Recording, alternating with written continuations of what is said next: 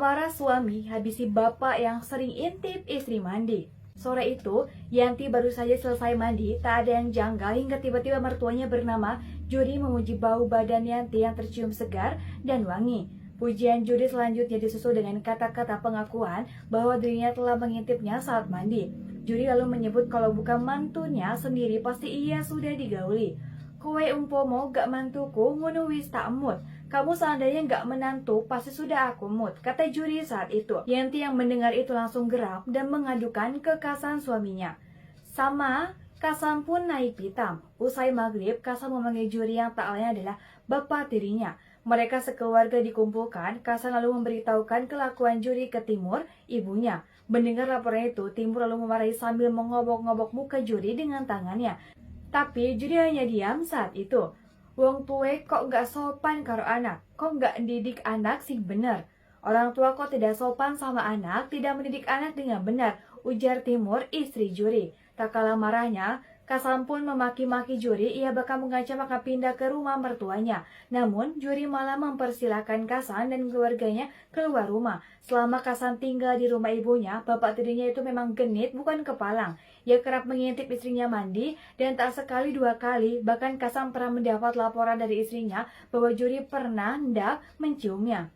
Hal ini yang membuat Kasan semakin jengkel dengan Juri karena tak pernah kapok-kapok dengan kelakuan ganjennya itu.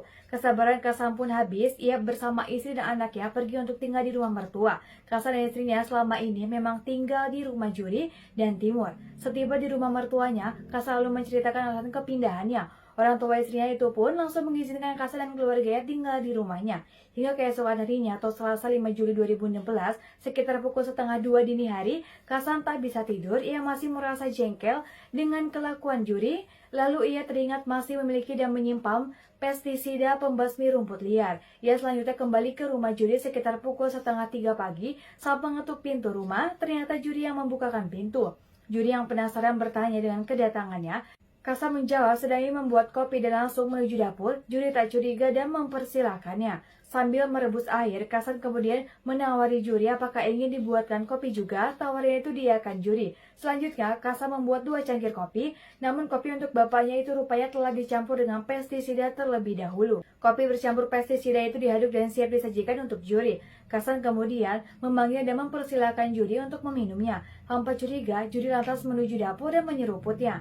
Sekitar 2 menit setelah meminum kopi, tubuh Juri oleng. Kasan yang melihat itu langsung membekap dan mendorong tubuh Juri ke lantai, lalu mencekoki mulut Juri dengan sisa pestisida lagi. Tubuh Juri yang kejang-kejang selanjutnya tak bergerak lagi dan tiada. Kasan lantas menuju kandang kambing dan mengambil tali dan kawat. Badan itu kemudian dipakai untuk mengikat tangan dan kaki Juri. Sekitar jam 3 dini hari, Kasan kemudian mengangkat tubuh Juri ke atas jok motornya Supra X hitamnya.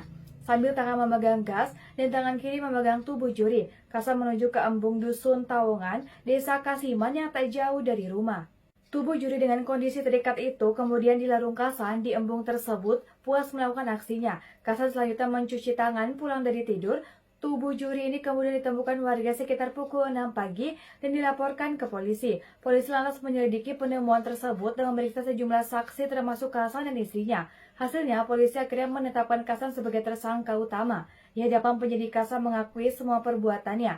Tersangka jengkel terhadap ulah korban yang sering mengintip istrinya mandi di rumah. Kata Kapolres Bojonegoro AKBP Wahyu S. Bintoro saat menggelar rekonstruksi pada Selasa 12 Juli 2016.